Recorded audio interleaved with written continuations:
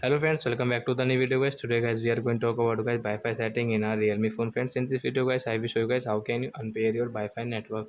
Friends, you want to unpair guys your Wi-Fi network guys, which Wi-Fi network guys you have paired in your Realme phone, and guys now you want to unpair.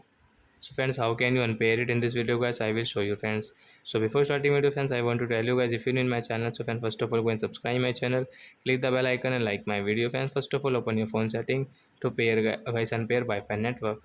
So friends, we will on our phone setting, and guys we will click on guys Wi-Fi setting. So as you can see guys, we have paired guys this Mukesh 5G network, and guys we want to unpair this network. So guys, how can we unpair? Right side guys icon guys, you can see tap here, and guys you can see remove this network and tap here to remove it.